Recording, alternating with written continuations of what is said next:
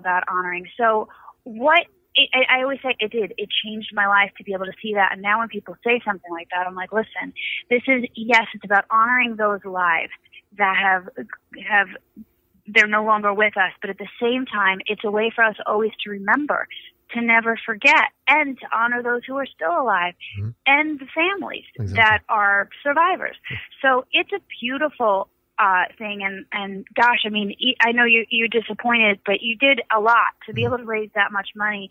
And these are beautiful wreaths. They're all up in Maine. And, it's over 900,000 were done, this past year. And, they're done by hand. The bows, the wreaths, everything. They're very, very, it's an impact that if you go and lay wreaths, you'll never forget it. Yeah, it's really an impact, and it was a family affair for us. We took the kids, and the kids enjoyed it. They felt like they did something. You're listening to New Media Patriot Radio here. I'm your host, Chris, and on the Rebooting Liberty Hotline, I have Janine Stange, who is better known as the National Anthem Girl. So tell us, what are you doing now? Do you have any events planned currently?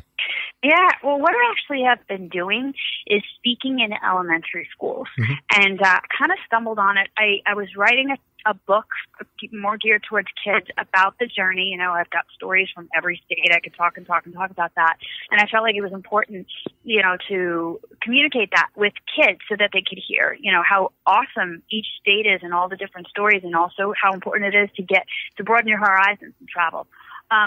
But what happened was I was up in Washington, over Washington State during 9/11, and I sang as part of some type of a nationwide sing-along for the national anthem. I went to a school and sang with them. Okay. And the teacher said, you want to come and speak to our students? Well, I was overwhelmed. Like, the kids had a million questions. I had so much fun, and I said, you know what? I got to put something together, and I did. It's called the My American Promise Tour. And I don't know if any of your listeners or principals or PTA presidents or anybody that of in a company that would want to have me to go and speak in any of the schools. It's awesome. It's not politics. It's just me talking about the journey. Also, I met a 92-year-old World War II veteran who stormed Normandy on D-Day, and he gave me 3 points. Yeah, I asked him for advice for young Americans, and he told me 3 things, and those 3 things I expound on with the younger grades, and then the 4th to 6th graders, I talk about My American Promise, which is MAP, making a promise, having the integrity to fulfill it. And when you believe in yourself and you put yourself out there and commit to something, it's so important because it helps shape the rest of your life. If you give your word, it's so important. And that's what I have said this before, that there's an epidemic of a lack of integrity in America. And I think if we could solve that when children are younger, indeed, yeah. The kids, and I tell them, when you say the words, I promise, never say them unless you mean it with all of your heart, and you're going to do everything that you can to make sure that you can follow through on that commitment. And they're learning it from a small, I tell them, don't say you promised to climb Mount Everest. Say you promised to help your mom clean the dishes off the table tonight. Right. And start small. So much fun. Start small because that's the problem. Yeah. We don't start small with the kids, and then it goes on and on and on. And then we have problems later on. So that's what I've been doing. It's been just an amazing experience. And obviously I still sing at a lot of corporate events, sporting events, things like that. But awesome. I feel that the kids are a really important thing to focus on. Awesome. Well, in closing, what has been, throughout this mission, you're listening to New Media Patriot Radio. I'm your host, Chris, and on the Rebooting Liberty Hotline, I have Janine Stange, who is better known as the National Anthem Girl. During that whole mission where you sang at all 50 states, can you remember one moment, the most memorable moment of that mission? There were so many. The one that I'll pick to tell you about is I was in Montana on July 4th, and couldn't have been a better state to have sung in because, the backdrop's the mountains, and I'm singing a rodeo. Doesn't get any more patriotic.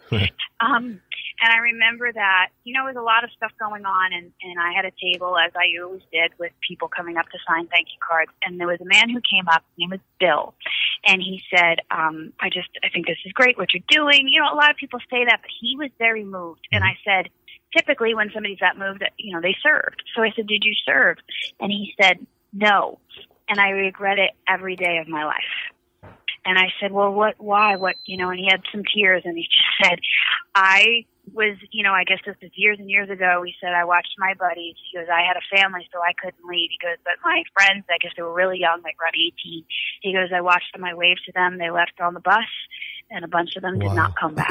Wow, and he's like, I always think about what if I had been able to go? What if I could have helped? It's not like, oh man, like I didn't get to say goodbye to them. It was like, gosh, I could have died so they could have lived. I mean, that was really what he was trying to say. And it gave me chills. It gives me chills to this day. And he gave me a rock.